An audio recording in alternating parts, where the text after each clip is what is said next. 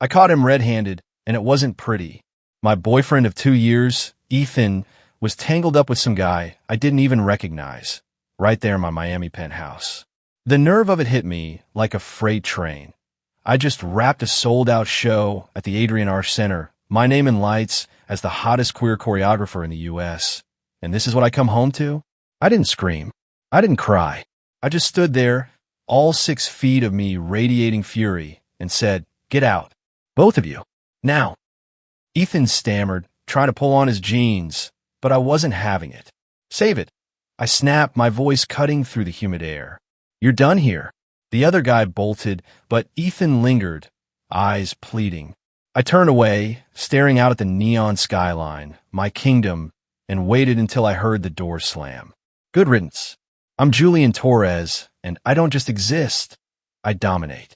At 32, I've built a dance empire from nothing, turning every stage into a celebration of who I am.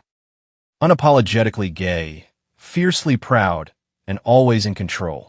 My shows sell out coast to coast, my dancers worship me, and the press calls me a visionary. But that night, as the betrayal sank in, I felt the first crack in my armor. I didn't have time to lick my wounds. The next morning, I was due at a high-stakes meeting with a Hollywood producer who wanted me to choreograph his next blockbuster. I showered, threw on a tailored blazer that hugged my frame just right, and headed to the rooftop lounge of the Fontainebleau. I was halfway through my pitch, dazzling the guy with my charisma, when my phone buzzed. A text from an unknown number. "You think you're untouchable, Julian? Check your inbox." I excused myself, heart pounding, and opened my email. There was a grainy video attachment. I hit play and my stomach dropped. It was me years ago, in a moment I'd buried deep. A heated argument with a former mentor caught on tape, where I'd said things I'd never meant for the world to hear. Things that could paint me as a hypocrite, a sellout, after all my talk about authenticity. The message below it read, "Step down from the movie, or this goes public." I gripped the table, my mind racing. Blackmail? Now. I fought tooth and nail to get here, through rejection, bigots, and doubters. And some coward thought they could scare me? No chance. I texted back, "Try me." Then I called my best friend, Nate, who'd been my rock since our broke days in Atlanta. "Nate, someone's coming for me," I said, pacing the rooftop. "They've got dirt, and they're not playing." "Shoot, Jules, what kind of dirt?" His voice was steady, grounding me. "Old stuff. Ugly stuff. I need you here. Miami, ASAP. I'm on the next flight," he promised. Back at the meeting, I plastered on my $1,000,000 smile and sealed the deal with the producer. But inside, I was a storm. Ethan's betrayal was child's play compared to this. Someone wanted to tear me down, and I'd be damned if I let them. I'd built this life, glitter, sweat, and all, and I wasn't about to lose it, not without a fight. As I left the lounge, the Miami sun blazing overhead, I made a vow. Whoever this was, they'd regret crossing me. Game on. Nate arrived at my penthouse that evening, his suitcase still in hand, looking like he'd barely slept. "You look like hell," I said, pulling him into a hug. He smelled like airport coffee and home. "Couldn't let you face this alone," he said, his voice a low rumble against my chest. We'd been through everything together. Bad breakups, career disasters, even that time we almost got arrested for dancing on the roof of a club in New Orleans. But this felt different, bigger, scarier. I poured us both a drink, sparkling water with lime, since neither of us touched alcohol anymore. And we sat on the balcony, the Miami skyline glittering below. "So, who's behind this?" Nate asked, cutting straight to the point. I shook my head. "No idea. But they're serious. That video, it's bad, Nate. If it leaks, it could ruin everything." He leaned forward, his eyes sharp. "Let me see it." I hesitated, then handed him my phone. He watched the video in silence, his jaw tightening. When it ended, he looked up. "Jules, this is rough, but it's not the end of the world. You were young, angry. People will understand." I laughed bitterly. Will they? Or will they see me as a fraud? I built my entire brand on being real, on fighting for queer artists. If this gets out, it'll look like I sold out my own people. Nate grabbed my hand, his grip firm. "You're not a fraud. You've done more for this community than anyone I know." Don't let some coward with a grudge make you doubt that. His words steadied me, but the fear lingered. I need to find out who's doing this, I said, before they make their next move. We spent the next few hours digging through my emails, social media, and old contacts, trying to find any clue. Then, around midnight, my phone buzzed again. Another message from the unknown number. You think you can ignore me? Big mistake. Check Twitter. My heart sank. I opened the app, and there it was, a thread from an anonymous account, spilling half-truths about my past, twisting my words, and tagging every major queer influencer and media outlet. The comments were already flooding in. Is this real? Julian's a fake. Cancel him. I felt the blood drain from my face. Nate cursed under his breath. This is bad, he said. We need to shut this down. But before I could respond, my phone rang. It was my agent, Marissa. Julian, what the hell is going on? The producer's freaking out. He wants to pull the deal. I clench my jaw. Tell him it's a smear campaign. I'll handle it. Handle it fast, she said, or your career's toast. I hung up, my hands shaking. Nate was already on his laptop, typing furiously. I'm tracking the IP address from the email, he said. If we can find out who's behind this, we can stop them. I nodded, but inside I was spiraling. Everything I'd worked for, my reputation, my art, my life, was hanging by a thread. And for what? Some old mistake I'd made in a moment of weakness? Then, a notification popped up on my screen. A direct message from the anonymous account. You have 24 hours to step down from the movie, or the full video drops. Your choice. I stared at the message, rage boiling inside me. I'm not backing down, I said, more to myself than to Nate. I fought too hard to let this break me. Nate looked up, his eyes fierce. Then we fight back. Together. I nodded, feeling a spark of hope.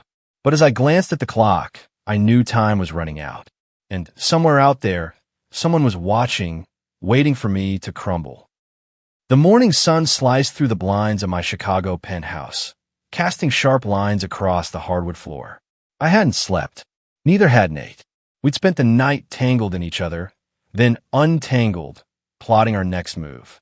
The blackmailer's latest message, 12 hours left, burned in my mind like a brand. But something had shifted inside me. I wasn't just reacting anymore. I was ready to strike back. Nate sat at the kitchen island, nursing a black coffee, his laptop open again. His shirt was wrinkled, his hair a mess, but damn if he didn't look good.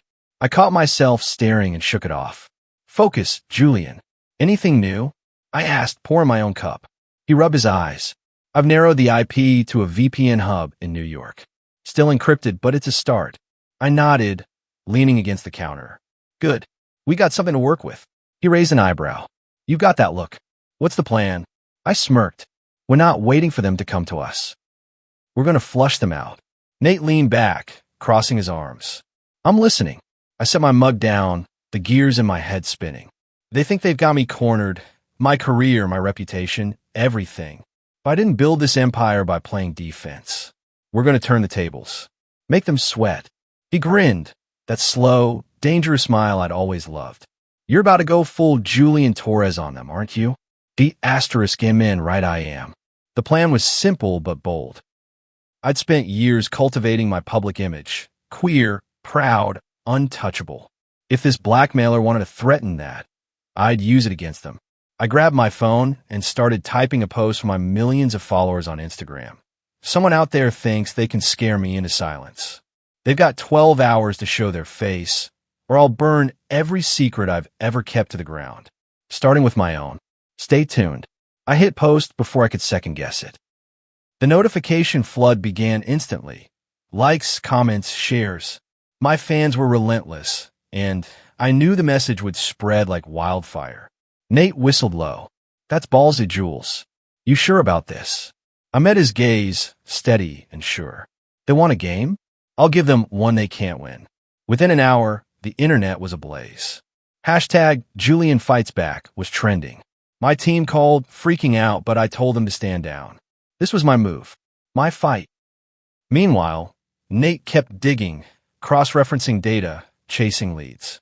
We were a team now, in every sense of the word, and it felt right. Then my phone buzzed. Another unknown number. My pulse spiked as I opened the message. You're bluffing. You wouldn't dare. I showed it to Nate, adrenaline surging. They're rattled. He nodded, typing faster. Keep them talking. I'm close. I fired back. Try me. I've got nothing to lose and everything to gain. Who are you? Seconds ticked by. Then another buzz. You'll regret this. I laughed, a sharp, defiant sound. They're scared, Nate. We got them on the ropes. He didn't look up from his screen. Almost there. Gotcha. I rushed over, peering at the laptop. What did you find? IP's bouncing through a cheap proxy now, but I traced a login to a co-working space in Manhattan. 34th Street. They're sloppy when they're panicked. I clapped his shoulder, grinning. That's my man. He flushed, and for a second, the air between us heated up again. But we didn't have time to linger. I grabbed my jacket. We're going to New York. Nate blinked. Now. Private jets on standby. We end this today. The flight was a blur. 3 hours of strategizing, coffee, and stolen glances.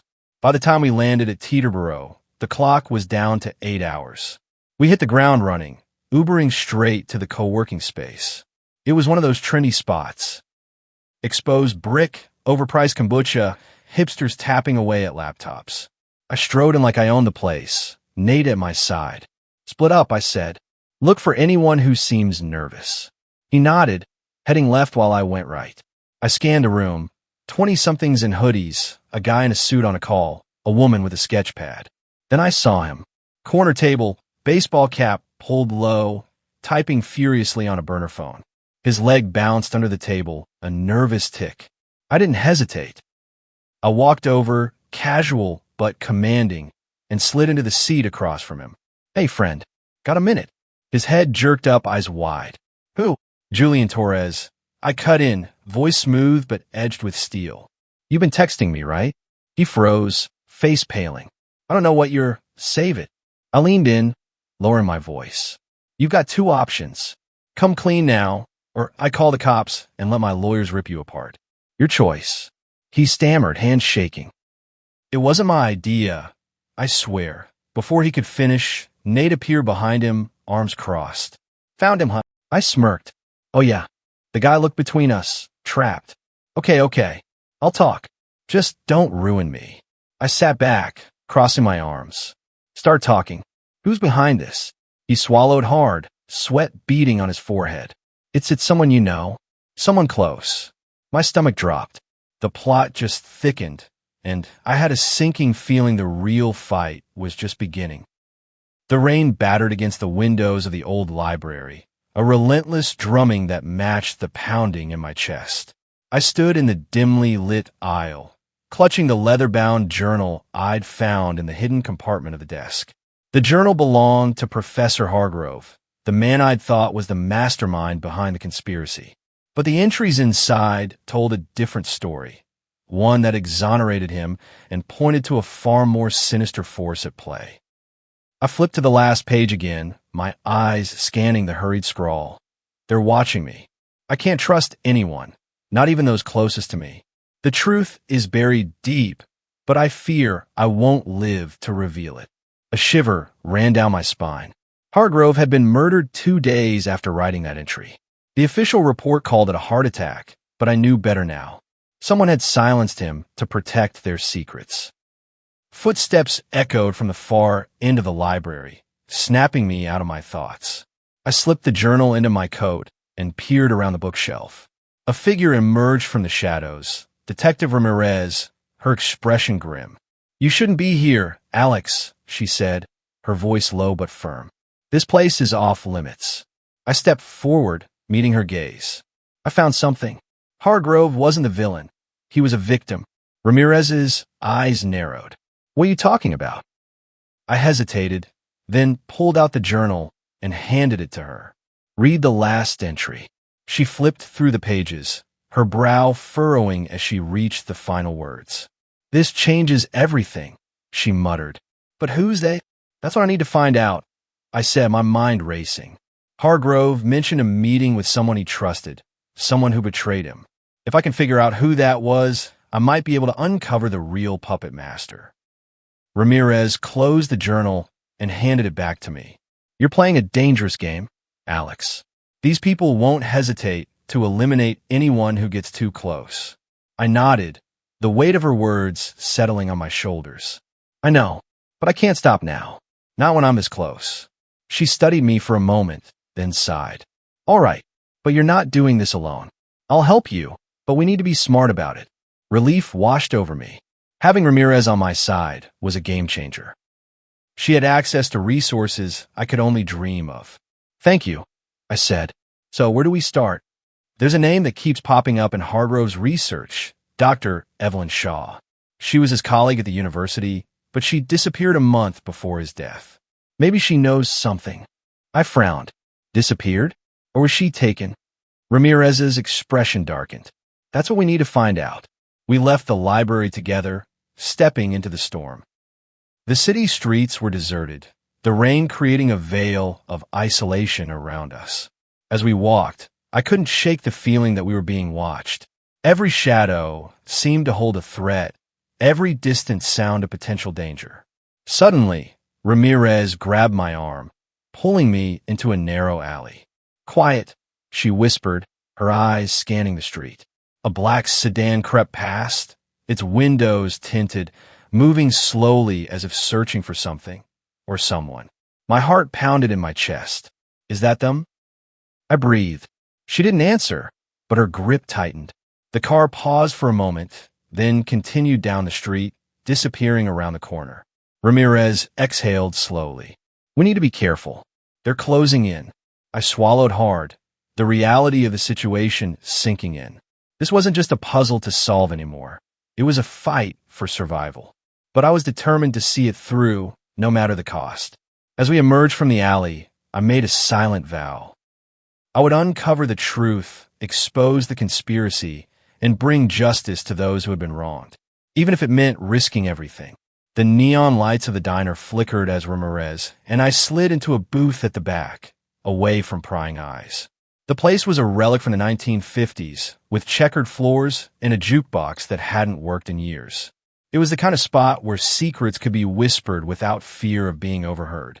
Ramirez leaned forward, her voice barely above a whisper. I've arranged a meeting with someone who might know about Dr. Evelyn Shaw, but we have to be careful. Trust no one. I nodded, my nerves on edge. Who is it? She glanced around before answering. A former colleague of Hargrove's. He's retired now, but he was close to both Hargrove and Shaw. If anyone knows what happened to her, it's him. The bell above the door jingled, and an older man with silver hair and a weathered face entered. He spotted us and made his way over, sliding into the booth with a grunt. Detective Ramirez, he said, his voice gravelly. And you must be Alex. I shook his hand, noting the firmness of his grip. Thank you for meeting us, mister. Call me Frank, he said, waving off the formality. I've been out of the game for years, but when Ramirez called, I knew it was serious. Ramirez cut straight to the point. We need to know about Dr. Evelyn Shaw. What happened to her? Frank's expression darkened. Evelyn was brilliant, but she was in over her head. She and Hargrove were working on something big, something that could change everything, but it attracted the wrong kind of attention. What were they working on? I asked, leaning in. He hesitated, then sighed. A breakthrough in quantum computing. It had the potential to revolutionize encryption, making current systems obsolete. But it also meant that whoever controlled it could access any secure data in the world. My mind raced. So, the conspiracy, it's about this technology? Frank nodded. Exactly.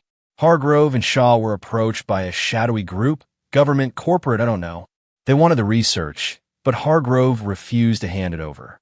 Shaw, though, she was scared. She thought cooperating might protect them. Ramirez's eyes narrowed. Did she betray Hargrove? Frank shook his head. No, but she was planning to meet with them to negotiate. The night before the meeting, she disappeared. Hargrove was devastated. He knew they'd gotten to her. A chill ran down my spine. And then Hargrove was killed. Frank's gaze dropped to the table. Yes, I warned him to stop digging, but he wouldn't listen. He was determined to expose them. I clenched my fists, anger bubbling up. We need to find out who's behind this. Do you have any leads? Frank reached in his coat and pulled out a small, encrypted drive. This contains Hargrove's last notes. He entrusted it to me before he died. I haven't been able to crack it, but maybe you can. Ramirez took the drive, her expression serious. Thank you, Frank. This could be the key. He stood, his eyes weary. Be careful. These people will stop at nothing to protect their interests. As Frank left, Ramirez and I exchanged a look. We were closer than ever to uncovering the truth, but the danger was escalating. I could feel the walls closing in, but there was no turning back now. Suddenly, my phone buzzed with a text from an unknown number. You're getting too close. Back off, or you'll end up like Hargrove. I showed it to Ramirez, my heart pounding. They know we're here. She stood abruptly. We need to move. Now. We hurried out of the diner, the rain pelting us as we ran to the car. As we sped away, I couldn't shake the feeling that we were being followed. The conspiracy was tightening its grip, and time was running out. The Miami skyline shimmered in the early morning light as I sat at my kitchen table, a steaming cup of coffee in hand. It had been a month since the showdown with Marissa, and the chaos of that day felt like a distant memory. The authorities had taken her into custody, and the news of her arrest had sent shock waves through the industry. My phone buzzed constantly with messages, some from colleagues offering support, others from reporters digging for a story. I ignored them all. For the first time in years, I wasn't chasing the spotlight. I was reclaiming my life. Nate walked in, his hair still damp from the shower, and flashed me that easy grin I'd come to rely on. You're up early, he said, grabbing a mug from the cabinet. Couldn't sleep, I admitted. Too much on my mind. He poured himself some coffee and sat across from me, his gaze steady. Good stuff or bad stuff? I leaned back, considering the question. Good, mostly. I've been thinking about what's next. I'm done letting other people steer my path. He raised an eyebrow, intrigued. What's the plan then? I'm starting over, I said, the words feeling right as they left my mouth. I'm going to produce my own projects, stories I want to tell, not just what sells. And I want you in on it, if you're up for it. Nate's grin widened. You kidding? I'm in. Always want to see what we could pull off together. We spent the morning sketching out ideas, gritty dramas, heartfelt comedies, maybe even a documentary about the underbelly of the industry we'd both survived. It wasn't just about work. It was about building something real, something ours. The betrayal I'd faced had stripped away the illusions, but it had also cleared the way for this. A chance to create without compromise. Later that day, I met with my lawyer to finalize the last of the legal mess Marissa had left behind. As I signed the papers, I felt a quiet satisfaction. She tried to bury me, but instead, she'd handed me a fresh start. Walking out of the office, I spotted a young street musician playing a soulful tune on his guitar. I tossed a few bills into his case and paused to listen, the music weaving through the city noise. It reminded me of why I'd gotten into this business in the first place.